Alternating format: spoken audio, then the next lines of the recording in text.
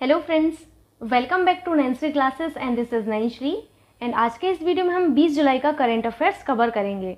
यहाँ पर आपसे पहला क्वेश्चन है कि राष्ट्रीय अकादमी पुरस्कार विजेता और प्रसिद्ध कलाकार जिनका हाल ही में निधन हो गया है, आपको उनका नाम बताना है। इनको राष्ट्रीय अकादमी पुरस्कार से भी सम्मानित किया गया था, साथ ही आपके प्रसिद्ध कलाकार रहे हैं। यहाँ पर आपका फर्स्ट ऑप्शन एकदम करेक्ट होगा, अच्युतन कुदुल्लुर। ये कुदुल्लुर होगा, ठीक है, याद रखिएगा इनका नाम। इनका हाल ही में निधन हो गया है, जो कि एक राष्ट्रीय अकादमी पुरस्कार विजेता हैं और और एक प्रसिद्ध कलाकार थे, ठीक है। अभी चलते हैं नेक्स्ट क्वेश्चन पर। क्वेश्चन है आपसे कि जुलाई 2022 में किस केंद्रीय मंत्री ने रेपोज पे एक mobile electric charging platform launch किया है। इंपॉर्टेंट क्वेश्चन है, आपसे ये पूछा गया है कि आपके किस केंद्रीय मंत्री ने रेपोज पे, जो कि एक आपका मोबाइल इलेक्ट्रिक चार्जिंग प्लेटफॉर्म है, ये लॉन्च किया है, ठीक है। Here second option is your correct option, Narayan Rane. ये जो आपके नारायण राणे जी हैं, इन्होंने रेपोज पे, जो कि एक मोबाइल इलेक्ट्रिक चार्जिंग प्लेटफॉर्म है, ये इन्होंने लॉन्च किया है, ठीक है। अब इनके बारे में आपको एक और चीज़ याद रखनी है, जो कि ये है कि इन्होंने ये जो रेपोज पे है, इसको बेसिकली कहाँ पर लॉन्च किया है, तो मुंबई में लॉन्च किया है। कहाँ पर? मुंबई में लॉन्च किया है। मुंबई में बेसिकली एक फ्यूलिंग इंडिया 22 कार्यक्रम में इन्होंने लॉन्च किया है। मैं यहाँ पर लिख देती हूँ, फ्यूलिंग इंडिया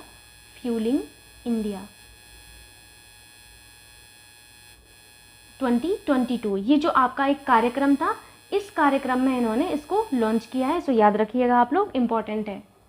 आखिर है क्या ये रेपोज पे, ये भी जान लेते हैं कि रेपोज पे आखिर में क्या है। ये तो आपको दिख ही रहा है कि एक मोबाइल इलेक्ट्रिक चार्जिंग प्लेटफॉर्म है।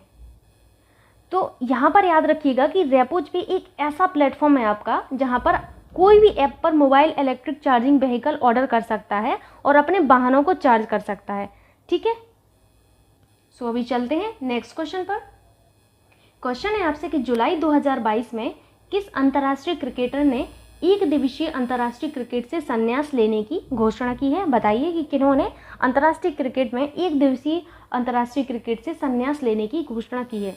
अक्सर ऐसे प्रश्न आपकी परीक्षाओं में बनते हैं, याद रखना है आपको कि हाल ही में आपके जो बेन स्टोक्स हैं, इन्होंने एक दिवसीय अंतर्राष्ट्रीय क्रिकेट से संन्यास लेने की घोषणा की है। थर्ड ऑप्शन आपका करेक्ट ऑप्शन होगा। और ये कहाँ के खिलाड़ी हैं, आपको ये भी याद रखना है। तो ये जो आपके बेन स्टोक्स हैं, ये आपके खिलाड़ी हैं इंग्लैंड के, ठीक है, इंग्लैंड के हैं। अब एक चीज और आपको याद रखना है कि इन्होंने जो अपना आखिरी वनडे है, ये कब खेला था। तो आपके जो स्टोक्स साहब हैं, जो कि इंग्लैंड के हैं, इन्होंने अपना आखिरी वनडे जो है 19 जुलाई 2022 को ही दक्षिण अफ्रीका के खिलाफ खेला था। किसके खिलाफ? दक्षिण अफ्रीका के खिलाफ। हो सकता है आपसे ये पूछ ले, तो याद रखना है दक्षिण अफ्रीका के खिलाफ इन्होंने अपना आखिरी वनडे खेला था। लास्ट वनडे यहाँ पर लिख देती हूँ मैं, लास्ट वनडे, ठीक, याद रखिएगा। अभी चलते हैं नेक्स्ट क्वेश्चन पर। क्वेश्चन है आपसे कि जुलाई 2022 के पहले 4 महीनों में श्रीलंका के लिए शीर्ष ऋणदाता के रूप में उभरा है। आप सभी लोगों ने न्यूज़ में देखा ही होगा कि श्रीलंका अभी खास विपत्तियों में रहा, बहुत ज़्यादा विपत्तियों में रहा। तो इनके लिए पहले 4 महीनों में श्रीलंका के लिए जो शीर्ष ऋणदाता के रूप में उभरा है, वो आपका प्यारा भारत उभरा है। यहाँ पर थर्ड ऑप्शन करेक्ट होगा, ठीक है। ये तो लार्जेस्ट के रूप में हो गया, लेकिन अगर आपसे सेकंड लार्जेस्ट पूछा जाए, मतलब जो दूसरे स्थान पर ऋणदाता के रूप में उभरा है, तो वो भी आपको याद रखना है, ठीक है। जो सेकंड नंबर पर है, जो सेकंड लार्जेस्ट है, तो मैं यहाँ पर लार्जेस्ट लिख देती हूँ। सेकंड लार्जेस्ट के रूप में कौन उभरा है? सेकंड लार्जेस्ट के रूप में आपका उभरा है ADB बैंक, ठीक है। ADB यानी कि Asian development bank, Asian development bank, ठीक है।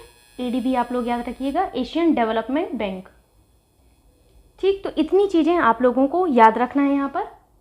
एंड श्रीलंका की कैपिटल क्या है? कोलंबो, ठीक, याद रखिएगा आप लोग। इनकी कार्यकारी और न्यायिक जो कैपिटल है, वो आपकी कोलंबो है, लेकिन इनकी जो विधायी कैपिटल है, वो आपकी जयवर्धनेपुरा कोट्टे है। मैं लिख देती हूँ, कैपिटल इनकी बहुत ज़्यादा इंपॉर्टेंट है, एग्जाम में आपसे पूछी जाती है, ठीक।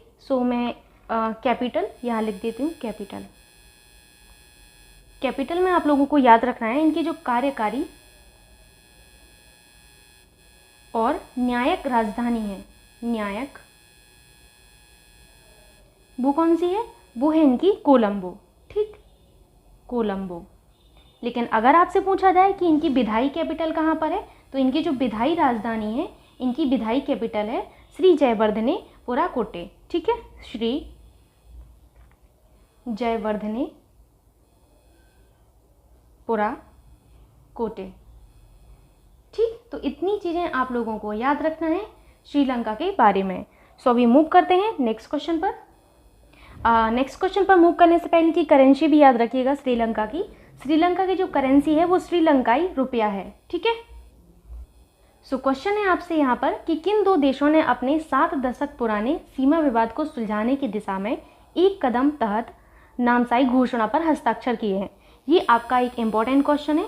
आपको यहाँ पर उन दो देशों के नाम बताना है जिन्होंने अपने 7 दशक पुराने सीमा विवाद को सुलझाने के लिए एक कदम उठाया है, जिसका नाम है नामसाई घोषणा। इस पर हस्ताक्षर किए हैं। सो उन दो आपको देश तो है नहीं यहाँ पर, बेसिकली यहाँ पर आपके राज्य हैं। ठीक है, सो यहाँ पर देश की जगह आप लोग राज्य कर लीजिएगा, क्योंकि ये आपके जो नाम दिए गए हैं नीचे, ये आपके देश नहीं है, ये आपके राज्य हैं। ठीक है, सो उन 2 राज्यों के नाम क्या हैं? एक है आपका असम, दूसरा है आपका Arunachal Pradesh. So first option is your correct option. यहाँ पर आप लोगों को याद रखना है कि असम और अरुणाचल प्रदेश ने अपने 7 दशक पुराने सीमा विवाद को सुलझाने के लिए नामसाई घोषणा पर हस्ताक्षर किए हैं। ठीक है, अभी आप लोगों को अरुणाचल प्रदेश के बारे में कुछ चीज़ें याद रखनी है, मैं यहाँ पर बता देती हूँ। तो अरुणाचल प्रदेश जो है आपका, इनकी जो कैपिटल है वो कहाँ पर है? तो इनकी जो कैपिटल है वो है इनकी ईटानगर। ठीक है, अरुणाचल प्रदेश की कैपिटल है ईटानगर। ठीक, इनके जो राज्यपाल हैं यानी कि गवर्नर, सो मैं यहाँ पर जी लिख देती हूँ, यानी कि गवर्नर। तो गवर्नर हैं B.D. मिश्रा। ठीक है, B.D. मिश्रा जो है इनके गवर्नर हैं। फिर बात आती है मुख्यमंत्री जी की यानी कि चीफ मिनिस्टर की, तो CM लिख देती हूँ यहाँ पर। तो यहाँ के जो चीफ मिनिस्टर हैं वो पेमा खांडू हैं। ठीक है, पेमा खांडू, याद रखिएगा, पेमा खांडू जी हैं। इनका जो राज्य पशु है, राज्य पशु आप लोगों को याद रखना है। सो इनका जो राज्य पशु है वो क्या है? गायला, याद रखिएगा, गायला। ठीक, अब बात आती है असम की। तो मैं यहाँ पर पेन का कलर चेंज कर लेती हूँ ताकि आप लोगों को ठीक से समझ में आए। असम की जो कैपिटल है वो क्या है? दिसपुर। असम की कैपिटल क्या है? दिसपुर है। ठीक है, यहाँ के गवर्नर कौन है? यहाँ के गवर्नर है जगदीश मुखी। कौन है? जगदीश मुखी जी हैं, जगदीश मुखी। ठीक, ये क्या इनके गवर्नर हो गए। यहाँ के CM कौन है? तो यहाँ के जो CM साहब हैं हेमंत बिश्वा शर्मा जी हैं, हेमंत बिश्वा शर्मा। मैं यहाँ पर लिख देती हूँ हेमंत बिश्वा शर्मा। ठीक है, हेमंत बिश्वा शर्मा। इनका जो राज्य पशु है, राज्य पशु, तो इनका राज्य पशु क्या है? इनका राज्य पशु है भारतीय गैंडा। कौन? भारतीय गैंडा। अगर आपसे पूछा जाए कि किनका राज्य पशु है, तो भारतीय गैंडा जो राज्य पशु है वो किसका है? वो है आपका असम का। सो इतनी चीज़ें आपको असम की याद रखनी है। अब यहाँ पर मैं आपको एक चीज़ बताने जा रही हूँ जो ध्यान से सुनना है। हाथी जो है आपका, आप लोगों ने हाथी तो देखा ही होगा। हाथी जो है आपका किन 3 राज्यों का राजकीय पशु है, ये आपको यहाँ पर मैं बताने जा रही हूँ, जो कि आपको ध्यान से सुनना है। सो हाथी जो है 3 राज्यों का राजकीय पशु है। पहला तो है आपका केरल। ठीक है, मैं लिख देती हूँ केरल, पहला है आपका केरल। दूसरा कौन सा है? कर्नाटक। यानी कि ये आपको मैं कौन से राज्य बता रही हूँ? ऐसे राज्य बता रही हूँ जिनका हाथी जो है आपका राजकीय पशु के रूप में जाना जाता है। झारखंड। थर्ड कौन सा है? झारखंड है।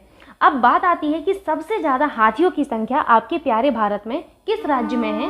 तो वो है, तो सबसे ज़्यादा हाथियों की संख्या कर्नाटक में है। तो यहाँ पर मैं लिख देती हूँ सर्वाधिक हाथी कहाँ पर हैं आपके? सर्वाधिक हाथी कर्नाटक में है। ये बहुत इंपॉर्टेंट चीज़ें हैं जो आपको याद रखनी है।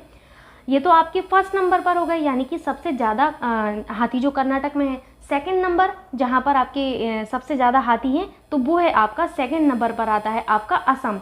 असम में आपके सेकंड नंबर पर सबसे ज़्यादा हाथी होते हैं। प्रोजेक्ट एलिफेंट, प्रोजेक्ट एलिफेंट कब आया था? तो प्रोजेक्ट जो एलिफेंट है वो आपका आया था 1992 में। सो यहाँ पर आप लोगों को याद रखना है कि 1992 में आपका प्रोजेक्ट एलिफेंट आया था। ये बहुत इंपॉर्टेंट है। अब यहाँ पर ये चर्चा हाथियों के बारे में आपने देख ली, लेकिन एक हाल ही में एक चर्चित हाथी रहा है जिसका नाम था काबिनी। क्या नाम था? काबिनी। ये बहुत ज़्यादा चर्चाओं में रहा और न्यूज़ में ये रहा है क्यों रहा है ये न्यूज़ में? क्योंकि ये अपने हाथी दांतों की वजह से ये फेमस था। किसकी वजह से? दांतों की वजह से फेमस था। पर इनकी हाल ही में मृत्यु हो गई, जिस वजह से ये फेमस है। अब इनकी मृत्यु कहाँ पर हुई है ये आपसे पूछा जाएगा एग्जाम में। तो इनकी मृत्यु हुई है बांदीपुर टाइगर रिजर्व में। अब ये आपका जो है होमवर्क है, आपको बताना है कमेंट बॉक्स में कि बांदीपुर टाइगर रिजर्व आपका कहाँ पर है, जिसमें ये जो काबिनी हाथी है ना, इनकी डेथ हुई है। ठीक है, सो बताइएगा कि बांदीपुर टाइगर रिजर्व आपका कहाँ पर है। इतनी चीज़ें आप लोगों को याद रखना है कि ऐसे 3 राज्य हैं आपकी जिनमें हाथी जो है राजकीय पशु है। केरल में है, कर्नाटक में है, झारखंड में। कर्नाटक में सबसे ज़्यादा हाथी पाए जाते हैं आपके प्यारे भारत में अगर देखा जाए। सेकंड नंबर पर आपके असम में पाए जाते हैं। प्रोजेक्ट एलिफेंट 1992 में आया था। काबिनी एक हाथी था जिनकी हाल ही में मृत्यु हो गई बांदीपुर टाइगर रिजर्व में, जो कि बहुत ज़्यादा फेमस रहे अपने दांतों की वजह से। ठीक है, सो मूव करते हैं नेक्स्ट क्वेश्चन पर। क्वेश्चन है आपसे कि 2022 में केंद्र सरकार द्वारा सीवर और सेप्टिक टैंक की सफाई के लिए कौन सी योजना तैयार की गई है। ये भी आपका एक अलग क्वेश्चन है कि आपकी केंद्र सरकार के द्वारा सीवर और सेप्टिक टैंक की जो सफाई है इनके लिए एक योजना लॉन्च की गई। उस योजना का आपको नाम बताना है। ठीक है, सो यहाँ पर आपका सेकंड ऑप्शन करेक्ट ऑप्शन होगा। नमस्ते योजना लॉन्च की गई है। ये आपसे एग्जाम में पूछा जाएगा, बहुत इंपॉर्टेंट क्वेश्चन है कि आपकी नमस्ते योजना का संबंध किससे है। सो याद रखिएगा कि नमस्ते योजना का संबंध आपकी सीवर और सेप्टिक टैंक की सफाई के लिए है। ठीक है, ये जो आपकी योजना है ये 16 अगस्त 2022 से भारत के 500 शहरों में शुरू की जाएगी। कितने शहरों में? तो 500 शहरों में आपकी ये योजना शुरू की जाएगी। सो अभी मूव करते हैं नेक्स्ट क्वेश्चन पर। क्वेश्चन है आपसे नवीकरणीय ऊर्जा के लिए एक संयुक्त उद्यम कंपनी के गठन के लिए इंडियन ऑयल कॉरपोरेशन के साथ किस कंपनी ने भागीदारी की है। आपको ये क्वेश्चन समझ में आ रहा होगा कि नवीकरणीय ऊर्जा के लिए, ठीक है, संयुक्त उद्यम कंपनी के गठन के लिए इंडियन ऑयल कॉरपोरेशन जो है इन्होंने किस कंपनी के साथ भागीदारी की है, ये क्वेश्चन है आपसे। So here third option is your correct option, NTPC limited. NTPC limited के साथ इंडियन ऑयल कॉरपोरेशन जो है इन्होंने साझेदारी की है। किसके लिए की है? तो नवीकरणीय ऊर्जा के लिए की है। ठीक है, अभी एनटीपीसी के बारे में आपको कुछ चीज़ें जानना बहुत ज़रूरी है एग्जाम के पॉइंट ऑफ व्यू से। इनकी स्थापना कब हुई थी? तो एनटीपीसी जो है ना, इनकी स्थापना की गई थी आपकी 7 नवंबर 1975 में की गई थी। कब की गई थी? 7 नवंबर 1975 में इनकी स्थापना की गई थी। इनके हेडक्वार्टर कहाँ पर है? तो इनके हेडक्वार्टर न्यू दिल्ली में है। ठीक है, और इनके मालिक कौन है? तो इनके मालिक को भी आपको याद रखना है कि आपके एनटीपीसी के मालिक कौन है। तो वो है आपकी भारत सरकार। ठीक है, इंडियन गवर्नमेंट जो है इनके मालिक होते हैं। और एनटीपीसी अध्यक्ष कौन है? तो एनटीपीसी के अध्यक्ष आप लोगों को जरूर से याद रखना है। एनटीपीसी के अध्यक्ष हैं गुरदीप सिंह। क्या नाम है इनका? गुरदीप सिंह जी हैं, गुरदीप सिंह। ठीक, सो इतनी चीज़ें आप लोगों को जरूर से याद रखना है। और इंडियन ऑयल के जो अध्यक्ष हैं वो कौन है? तो इंडियन ऑयल के जो अध्यक्ष हैं वो श्रीकांत वैद जी हैं। श्रीकांत वैद। ठीक, तो श्रीकांत वैद जो है इंडियन ऑयल कॉरपोरेशन के अध्यक्ष हैं। ठीक, सो अभी मूव करते हैं नेक्स्ट क्वेश्चन पर। क्वेश्चन है आपसे जुलाई 2022 में किस देश ने FIH महिला हॉकी विश्व कप जीता? सो यहाँ पर आपका सही आंसर होगा थर्ड ऑप्शन, नीदरलैंड। नीदरलैंड ने आपका FIH महिला हॉकी विश्व कप जीता है, याद रखिएगा आप लोग। उपविजेता कौन रहा है? तो उपविजेता को भी आपको याद रखना है कि उपविजेता जो टीम रही है वो कौन रही है? अर्जेंटीना। ठीक है, तो अर्जेंटीना जो है क्या कहेंगे इसको, उपविजेता रही है। अब आपका ये होमवर्क है, दूसरा होमवर्क ये है कि अर्जेंटीना आपके किस कॉन्टिनेंट में है और इनकी कैपिटल कहाँ पर है, ये आपका होमवर्क है आज का। ठीक है, सो अभी मूव करते हैं नेक्स्ट क्वेश्चन पर। क्वेश्चन है आपसे डैश ने जुलाई 2022 में अपने सीवेज उपचार प्लांट्स में पानी के उपचार के लिए AI आधारित तकनीकी विकसित की है। ये भी आपका एक बहुत ज़्यादा इंपॉर्टेंट क्वेश्चन है। आपको बताना है कि किसने जुलाई 2022 में अपने सीवेज उपचार प्लांट में पानी के उपचार के लिए, देखिए वाटर के उपचार के लिए AI यानी कि आर्टिफिशियल इंटेलिजेंस आधारित तकनीकी विकसित की है। ठीक है, तो ये क्वेश्चन बहुत ज़्यादा इंपॉर्टेंट है क्योंकि ये बहुत नया कार्य है कि पानी के उपचार के लिए AI आधारित तकनीकी विकसित की जा रही है। सो यहाँ पर आपका सही ऑप्शन होगा सेकंड ऑप्शन, दिल्ली जल बोर्ड, यानी कि जो दिल्ली जल बोर्ड है ना, इन्होंने सीवेज उपचार प्लांट में पानी के उपचार के लिए AI आधारित तकनीकी विकसित की है। ठीक, दिल्ली के मुख्यमंत्री साहब कौन है? तो अरविंद केजरीवाल साहब हैं। और यहाँ के जो विधानमंडल जो आपकी सीटें हैं वो कितनी हैं? तो विधानमंडल की 70 सीटें हैं। ठीक, ये चीज़ें आप लोगों को याद रखना है इनके बारे में। और राज्यसभा सीटें कितनी हैं, तो राज्यसभा की जो सीटें हैं वो आपकी हैं इनमें 3 सीटें, ठीक 3। लोकसभा में कितनी है, तो लोकसभा में भी आपको याद रखना है कि लोकसभा में दिल्ली की कितनी सीटें हैं, 7 सीटें हैं। सो दिल्ली के बारे में आपको इतनी चीज़ें याद रखना है, ठीक। सो ये आपका लास्ट क्वेश्चन था, लेकिन यहाँ पर आपको लास्ट क्वेश्चन तो मिल ही गया है, आपको अब यहाँ पर पढ़ना है कुछ नया जो मैं आपको अभी बताने वाली हूँ। आज हम यहाँ पर बात करने वाले हैं बिम्स्टेक की। बिम्स्टेक के बारे में जानना बहुत ज़रूरी है, क्योंकि एग्जाम में आपसे पूछा जाता है कि बिम्स्टेक में कौन कौन से देश शामिल हैं, हेडक्वार्टर कहाँ पर है, इनका लेटेस्ट सम्मेलन कहाँ पर हुआ था और इनकी स्थापना कब हुई थी। बेसिकली इतनी चीज़ें आपसे पूछी जाती हैं। सो यहाँ पर मैं लिखती हूँ बिम्स्टेक, TEC, ठीक। अब बिम्स्टेक में जो देश हैं वो कुल कितने देश शामिल हैं, तो बिम्स्टेक में टोटल 7 देश शामिल हैं, ठीक है। मैं पेन का कलर चेंज कर रही हूँ। 7 देश शामिल हैं, कितने, 7 देश। 7 देशों में कौन कौन आता है, पहला है आपका बांग्लादेश, ठीक है, बांग्लादेश, ठीक। फिर है आपका प्यारा भारत, I से इंडिया। फिर है आपका M से म्यांमार, म्यांमार याद रखिएगा। एंड फिर है आपका S से श्रीलंका, आप लोगों को याद रखना है। एंड T से आपका क्या है, T से है आपका थाईलैंड, ठीक, थाईलैंड। फिर आपका E से आप लोगों को यहाँ पर कुछ भी याद नहीं रखना है, लेकिन यहाँ पर आपको भूटान याद रखना है, ठीक है। C से भी आपका कुछ मैच नहीं होता, नेपाल यहाँ पर आपको याद रखना है, लेकिन ठीक। सो यहाँ पर आपके 7 देश हो गए, 1 2 3 4 5 6 7। तो 7 देश जो हैं आपके बिम्स्टेक में आते हैं। बिम्स्टेक जो है इनका हेडक्वार्टर कहाँ पर है, तो इनका हेडक्वार्टर बड़ा ही इंपॉर्टेंट है। तो बिम्स्टेक का हेडक्वार्टर है ढाका, ढाका। ये किसकी कैपिटल है, ये बांग्लादेश की कैपिटल है ढाका, और इनकी जो करेंसी है वो क्या है, टका, ठीक। सो यहाँ पर आप लोगों को याद रखना कि इनके हेडक्वार्टर जो हैं, इनके हेडक्वार्टर ढाका में है। अब आपको यहाँ पर ये बताना है कि इनका जो लेटेस्ट सम्मेलन है वो कहाँ पर हुआ था, जो कि इनका 5वां सम्मेलन था, ठीक है। तो 5वां सम्मेलन जो इनका था वो कहाँ पर हुआ था, मैं यहाँ पर आपको लिख देती हूँ। 5वां सम्मेलन इनका हुआ था मार्च 2022 में हुआ है, अभी मार्च 2022 में। कहाँ पर हुआ है, कोलंबो में हुआ है, ठीक है, कोलंबो, ठीक, कोलंबो में हुआ है, ठीक है। अब यहाँ पर बात आती है कि इनका 6वां जो सम्मेलन है, जो कि आगे फ्यूचर में होगा, ये 6वां जो सम्मेलन है ये कहाँ पर होने वाला है, जो कि 2023 में होगा। सो जो 2023 में होने वाला है ना, ये आपका थाईलैंड में होने वाला है। कहाँ पर, थाईलैंड में होने वाला है, याद रखिएगा, थाईलैंड, ठीक। सो यहाँ पर मैं लिख देती हूँ थाईलैंड।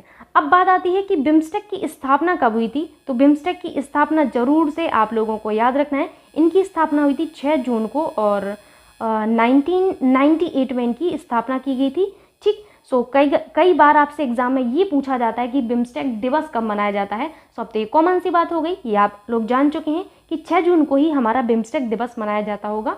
तो मैं यहाँ पर लिख देती हूँ बिम्स्टेक दिवस, ठीक, बिम्स्टेक दिवस। तो बिम्स्टेक दिवस कब मनाया जाएगा, 6 जून को मनाया जाएगा, ठीक है। ये तो आप लोग अब जान गए हो कि बिम्स्टेक दिवस हमारा 6 जून को मनाया जाएगा। इतनी चीज़ें आप लोगों को बिम्स्टेक के बारे में ज़रूर से याद रखनी है। अब बिम्स्टेक के बारे में तो आपने जान लिया, यहाँ पर अब आपको मैं क्वाड के बारे में बताने वाली हूँ, ठीक है। अब यहाँ पर जो क्वाड का है, क्वाड को भी आप लोग अच्छे से देखिएगा, क्वाड भी आपसे पूछा जाता है। सो मैं यहाँ पर लिखती हूँ क्वाड, क्वाड यानी कि क्वाड्रिलेटरल सिक्योरिटी डायलॉग, ठीक। क्वाड्रिलेटरल मैं यहाँ लिख देती हूँ, क्वाड्रिलेटरल सिक्योरिटी डायलॉग, ठीक। ये जो क्वाड है, क्वाड में कुल कितने देश शामिल हैं, तो क्वाड में आपके 4 देश आते हैं, ठीक है। 4 देश कौन कौन से आते हैं, ये बहुत ज़रूरी है, एग्जाम में पूछा जाता है। तो आपका प्यारा भारत आता है क्वाड में, और आपका जापान आता है, जापान, और आपका अमेरिका आता है, और क्या आता है, और आता है ऑस्ट्रेलिया, ठीक। तो क्वाड में आपकी इतने देश शामिल हैं, जो कि आपको दिख रहे होंगे स्क्रीन पर, Bharat, Japan, America and Australia. Quad की जो स्थापना है, यानी कि जो प्रारंभ वर्ष है वो कब है, तो 2007 में इनकी स्थापना की गई थी क्वाड की। सो यहाँ पर ये भी आपको याद रखना है कि क्वाड की स्थापना 2007 में की गई थी, ठीक। अब सबसे इम्पोर्टेंट ये बनता है कि 2022 का ये जो क्वाड्रिलेटरल सिक्योरिटी डायलॉग है ये कहाँ पर संपन्न हुआ है, तो 2022 का क्वाड्रिलेटरल सिक्योरिटी डायलॉग टोक्यो में संपन्न हुआ है। कहाँ पर, टोक्यो में। टोक्यो कहाँ पर है, तो ये आपके जापान में है, ठीक है, आप लोगों को याद रखना है, ठीक। सो यहाँ पर एक चीज़ और आपको याद रखना है, ये जो क्वाड्रिलेटरल सिक्योरिटी डायलॉग था इसमें 3 पीएम ने भाग लिया और 1 राष्ट्रपति ने भाग लिया है, ठीक है। 3 पीएम ने और 1 राष्ट्रपति जी ने भाग लिया है। इतनी चीज़ें आपके लिए बहुत ज़्यादा इंपॉर्टेंट हैं जो कि आप लोगों को याद रखना है एग्जाम के पॉइंट ऑफ व्यू से। सो ये हुआ आज का पूरा करंट अफेयर्स। आई होप आपको आज का करंट अफेयर्स अच्छा लगा होगा, और आपको अगर ये वीडियो अच्छा लगता है, आपके लिए वीडियो हेल्पफुल होता है, सो प्लीज़ वीडियो को लाइक करना एंड अपने दोस्तों के साथ शेयर करना ना भूलिएगा। मिलते हैं नेक्स्ट डे के करंट अफेयर्स के साथ, तब तक के लिए।